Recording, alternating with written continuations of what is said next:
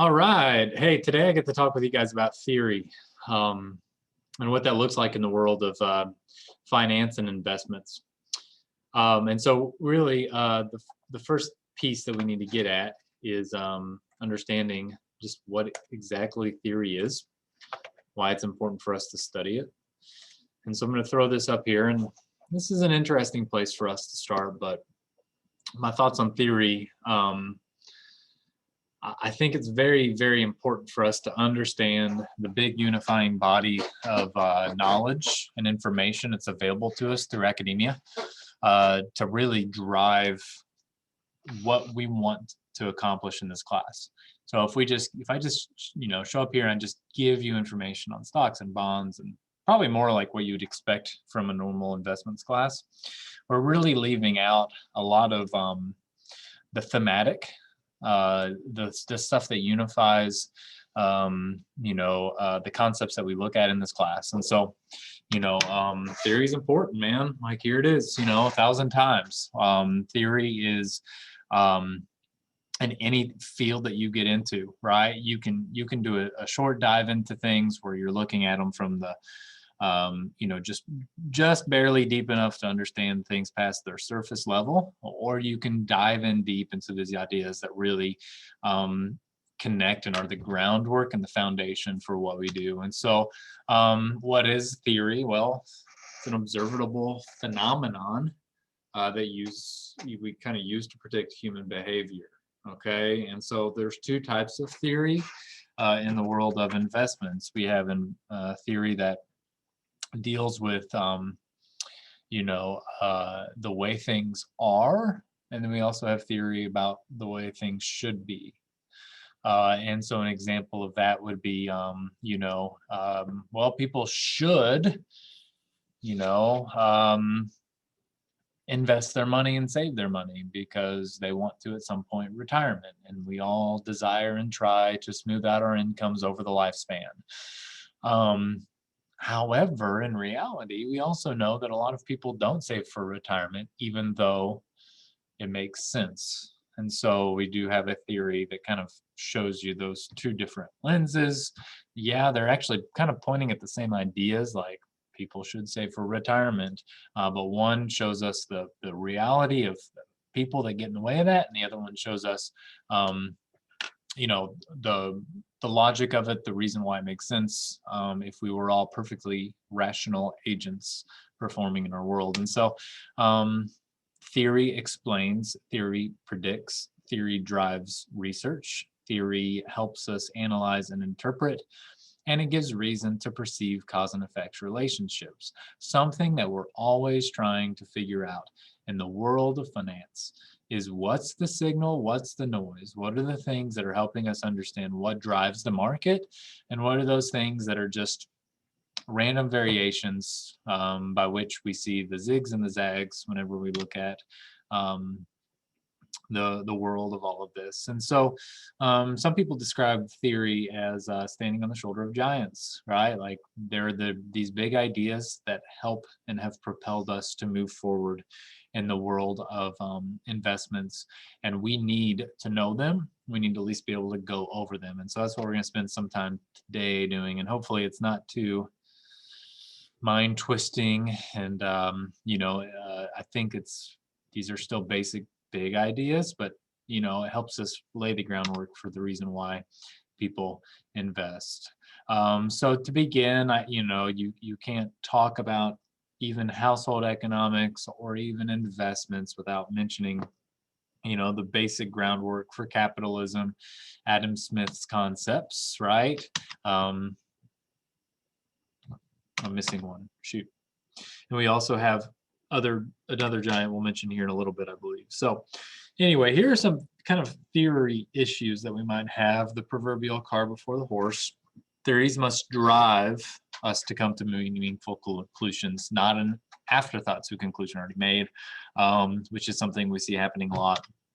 All right, theories need to be something that is falsifiable, okay, if that makes sense. Okay, so can I prove it wrong or not? Because if it's not falsifiable, and if we are putting the horse in front of the cart. We're going to have issues. So let's kind of begin with the theoretical backbone into investment theory, okay? And consumer demand theory, utility theory really help us figure out what we're talking about. Consumer demand theory based on the work of Adam Smith, right, when he laid the groundwork for economics. Focus on supply and macro forces of capitalism. Walras, okay, is that other second big name idea guy that I was talking about. Through his general equilibrium theory, tells us that price is the way that markets communicate. Supply and demand, all right, nature of goods and services are communicated to us through that price. The Marshallian demand curve helps us understand where those two inflection points cross, right? And we want to work within that utility index where we're most efficient, where buying and selling and demand and supply are in equilibrium. People are rational decision-making agents according to these theories, who make decisions which lead to the greatest amount of utility. What is utility? Sometimes I call it a util. It's a measure of the good that we get out of something, right? Which is not as easy to understand as dollars or whatnot, but nonetheless, wealth, happiness, usefulness, endorphins, I don't know. It seems simple if you think about it, but the idea of looking at life through the lens of utility, first of all, it didn't really happen much up until we see Walras, we see Adam Smith, and then we see this whole burgeoning field of, classical, neoclassical economics that grows out of that, okay? Utility theory, though, helps define a lot of the ways that we actually do work, even though it's telling us that it is the way that optimal human would think. And so take the idea of diminishing marginal utility over time. What does that mean? Well, let's say you like Oreos. All right, you get an Oreo and you love it. Oreo 2, you love it. Oreo 3, you still love it. Oreo 4, love it, but I'm getting full, I need some milk. Oreo 5, Oreo 6, 7, 8, 9, that 10th Oreo, do you get the same utility out of it as you did the first, right? And economics tells us you don't. You don't, because we're human. So, and really, that's a big concept too, because it tells us a little bit more about our money, right? Who's going to be more thankful for $1,000? Someone without hardly a penny to their name, or some millionaire? The millionaire would. Why? Well, because the more we have of something, the less we really do appreciate it. The results of this, though, in the world of economics especially, okay, involves Russell Crowe winning a Nobel Prize in economics for inventing game theory. I'm just kidding with you, right? But this is true, okay? All of this has grown out of, a big idea where all of a sudden we figure we can turn people's decision-making behaviors into an equation, okay? And so it's actually not talking about Russell Crowe, I'm talking about Nash from A Beautiful Mind, right? But nonetheless, we find a way to even figure up everything, all right, as laid out through a series of different Greek letters, that are all supposed to help us understand the benefits, the utility that we receive on the decision to do anything. And so here you see an equation, the decision to purchase a minivan economic model. That's right. That's what you're seeing in that very hard to understand little series of equations there. And so, it is a wildly interesting field, something you guys might be interested in economics, usually economics and people who like investments or personal finance or all of that. It is somewhat intertwined, right? However, household theory has changed a lot to present day, and that's because of several researchers, many of them who got their start not in finance and not in economics, but in psychology. all right, we started to realize that economics has gotten so far away from application basis, from household utility, understanding of people, all right, it's become more of a social science as opposed to what they might say as an economics would be a harder science. Psychology, behaviorism roll into it. Below you see some examples of this. The Undoing Project is a book about the first two pioneers in this, which are Daniel Kahneman and Richard Thaler is another one. Tversky, Amos Tversky, Kahneman and Tversky did all this work. It's highlighted in a Michael Lewis book called The Undoing Project, really interesting. But anyway, all of that being said, they say, whoa, whoa, whoa. While this might help us understand perfectly rational human beings, Homo economicus, as they like to call it, doesn't really help us understand the way that we see the world. All right. And so because of that, we have these different theory approaches that we look at, right? Normative, kind of the classical economics thought, right? Prescriptive, how we should act, and then descriptive, actually how we do act. All right. And so we've got some different lessons for you today. I want to highlight the first one, human capital. And human capital highlights this idea. It's a really interesting concept from a guy named Gary Becker. It says, humans are economic units able to be invested in with the expectation of return based on market demand. All right, so think about what we're going to be learning about investments. What is an investment? Something that you put resources into, typically some money into, with the expectation of receiving a return over a given amount of time. All right, yeah, you can invest in the stock of Ford Motors, right? But in the same way, we can actually invest in human capital to build ourselves up. We ourselves are also economic units, able to be invested in. How? Through education. All right. How? Through workforce training. How? By making sure that we're like even healthy. And so a lot of the health care focus in the world of household finance and investments deals with human capital. And this is a term that was not even used, I would even say 10 years ago, you probably wouldn't have heard it just being spoken of on the radio or talked about on, some different related fields in the media. And now you hear it, all right, because it's a big idea. And so there's an assignment I usually do for my traditional class, but we won't worry about that for now. I'm going to roll right into our next lesson. So that was about theory. 3.2 is about the life cycle hypothesis and behavioral life cycle hypothesis. And so these are big ideas in investments because they're going to drive us to understand why we choose to save for retirement, okay, and why that's necessary and how all of that is kind of connected. So the life cycle hypothesis says neither income nor spending are constant throughout the lifetime. However, constant spending and income are preferred, if not altogether necessary, right? So like you think about a perfect financial situation, like someone, hey, you receive $5,000 a month until the day you die. Like, would you take that deal right now if you could? Most people would probably say, yeah, unless human capital tells you otherwise, right? But anyway, the life cycle solution says we need to save our money, because at some point we're going to want to retire, or going to be forced to retire, we won't be capable to work. Yet at the same time, we want to have smoothed incomes throughout our lifetime. Saving serves to even out spending and replace income, thereby maximizing utility.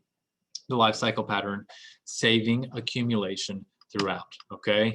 There are assumptions like in any theory, okay? To save money makes sense, challenging the paradox of thrift. Utility exists upon the spectrum of the present and the future, according to this, right? And it says you want $1 in the future as much as you want $1 now, which sometimes you learn that's not necessarily the case because of time value effects.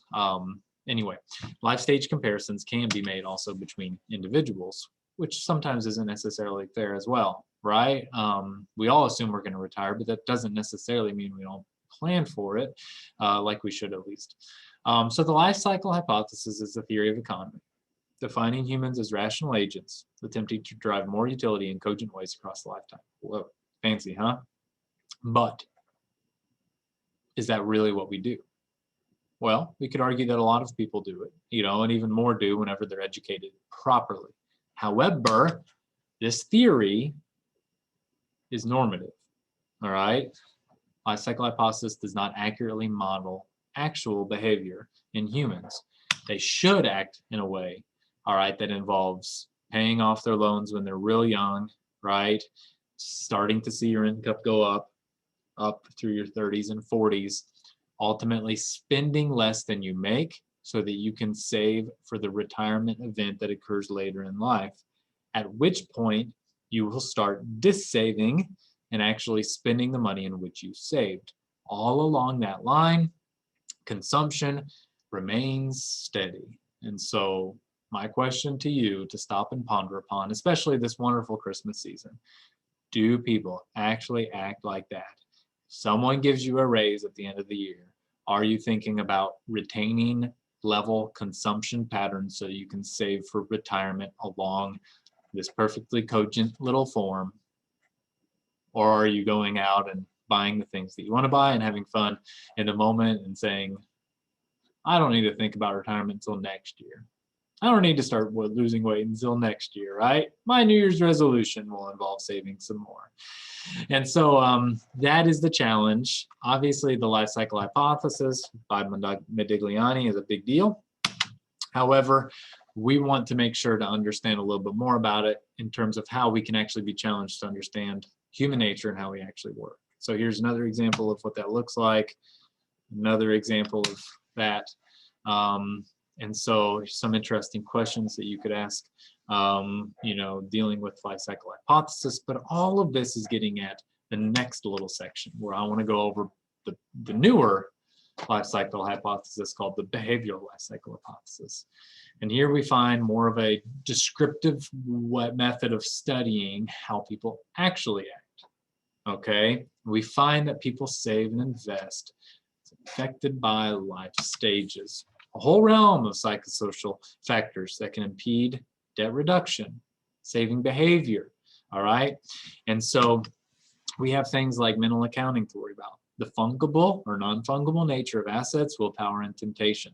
Okay, and these are big concepts like mental accounting. First guys, the Kahneman, whenever he wrote those first articles on behavioral finance, he called a theory called prospect theory, which unifies a lot of this stuff. He said people are doing this in their head, right? They're taking mental accounting, and our mental accounts are not perfect. We're not a lot of times putting perfect existing pencil to paper to this. Most people aren't getting out the financial calculator, figuring out $1 today, or they'd rather have $32 at retirement after time value effects, right? The fungible is a fun word. All right, what does that mean? Fungibility means that $1 is $1 no matter what. And we don't often see dollars in those terms. All right, you're not going to spend Christmas money in the same way that you spend money that you worked hard and labored over, at your job. That's what non-fungible is, right? So whenever we put money into accounts, we start treating it as non-fungible. Oh, that's retirement. Stamp it in that category. That means I can't touch it for 50 years. And so our tendency is we want to take those dollars, and probably spend them towards some more consumer discretionary things that might be a little more fun, as opposed to attaching a label to them that's going to mean that we shouldn't or we won't use it for 40, 50 years on end. And then there's always the willpower temptation issue, the hey, I know what I need to do, but I'm not doing a good job of it issue that goes along with those things as well. So very, very interesting concepts in him. Okay, and before I go on to the next theory, I think that I would be remiss to kind of not talk about things without the end in mind. And so I'm going to pull up our module so you can see on module 3. Not only do we have our introduction, but we also have some wonderful academic writing. Some of it's a little heady, all right, but I promise you guys can wade through it. And if you need to, you're always welcome to, find some synopsises that'll help you kind of summarize these different big concepts in these modules. But here we have the human capital theory. This in module 3 here help us understand a little bit more about like the bigger concepts in it. That's ultimately going to get us to writing a little bit of a paper for our class where you kind of cover these different theories of investments as you see a couple, Julio and Jennifer Richardson, going through these different things and having to make these decisions, right? Remember, investments is decision architecture, okay? And so anytime you have decisions, you can have this world of challenging and interesting concepts that roll along with that. And I apologize, my picture got deleted whenever I rolled it over from a Word document to assignment. So anyway, we've got one more theory I want to talk with you about: absolute, permanent, and relative income hypotheses. All right, the theories of investment unit. I love learning about these different concepts of how to understand and view money. I really fell in love with relative income hypothesis and wrote my dissertation largely about the impact of comparison effects, which are really what relative income is, upon financial satisfaction in relation to people who change in their financial situation. Maybe they gain more money or less money, or also in comparison to the other people in their life. And so if you're interested in this, let me know. I'd love to talk with you over it, help you understand it a little bit better. So theories of income and consumption are what they are, really. And they help us understand the importance of spending, saving, and borrowing. All right, and you can see the three of them. And there's actually four of them, really, because the behavioral life cycle income hypothesis also is connected, but we won't talk too much about that one. So you have this guy named Keynes, which you've probably heard of, all right, big macroeconomic guy in the and kind of around the between World War I and World War II. And Keynes established this idea, all right, that says people who earn higher incomes consume more, people who earn less consume less, people who earn higher incomes spend less from pay raises than those who earn less. Thrift and the saving is not really good for the economy.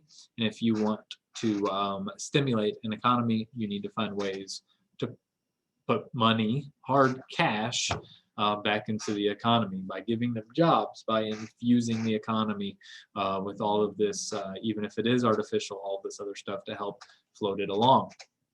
Keynesian concepts really did rule the commanding heights of most modern, even democracies, from the time of the New Deal all the way up through the late 1970s. In the Great Depression, personal saving might be disruptive under certain conditions, and that kind of establishes this law that men are disposed to increase their consumption as their income increases, but not as much as the increase in income, meaning at some point they will save. Marginal propensity to consume is somewhere between 0, somewhere between 1, and assumed to be stable. All right, income becomes the main systematic determinant of both individual and national savings.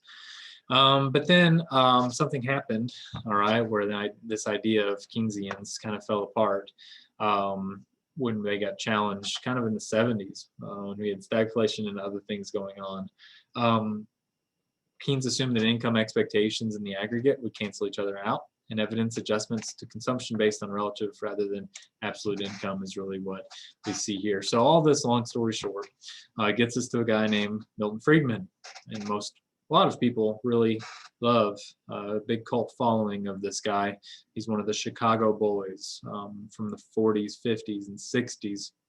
A group of economists that really helped change a lot of patterns in how nations view economies, and really pushed toward a hands-off approach to economics, that we need markets to kind of function and flow instead of government mandates to let us understand those things. And so permanent income hypothesis says that spending falls in line with expected earnings throughout the lifetime. So it's very connected with the life cycle hypothesis.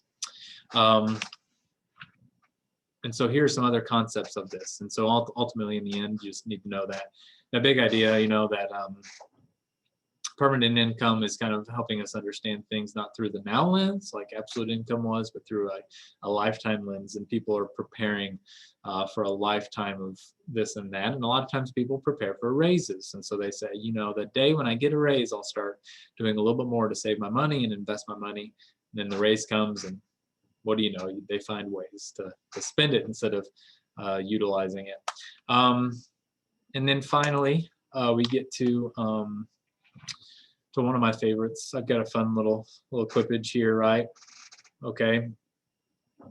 Don't forget what fungible means is kind of that idea. So you can see how the idea and the concept of fungibility plays out.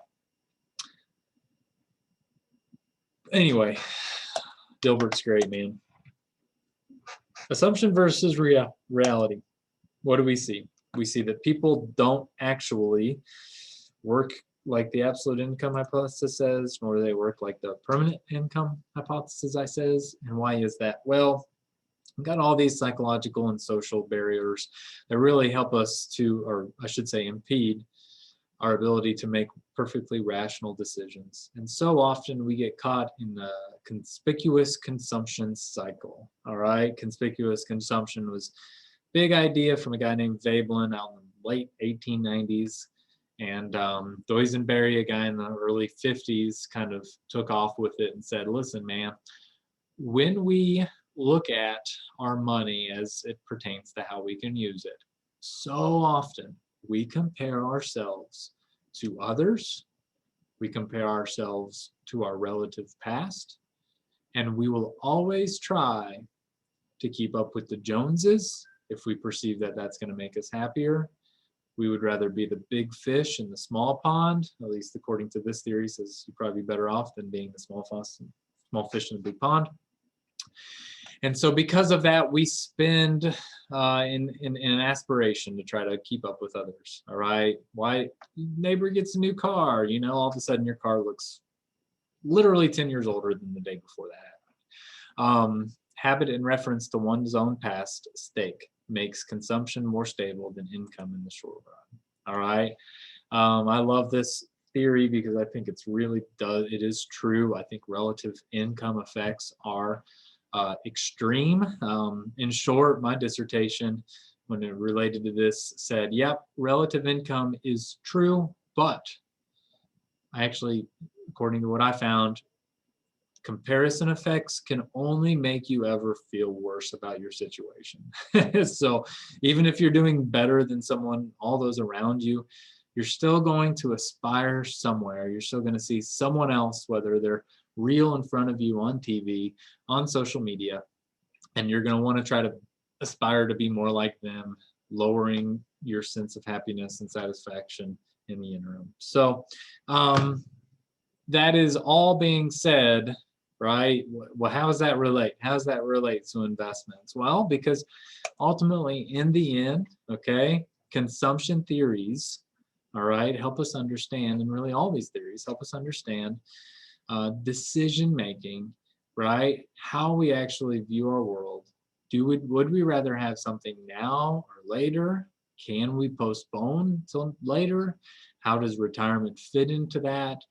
You know, and all of that will help us, hopefully propel us to understand more about people and how they actually act, how they actually save.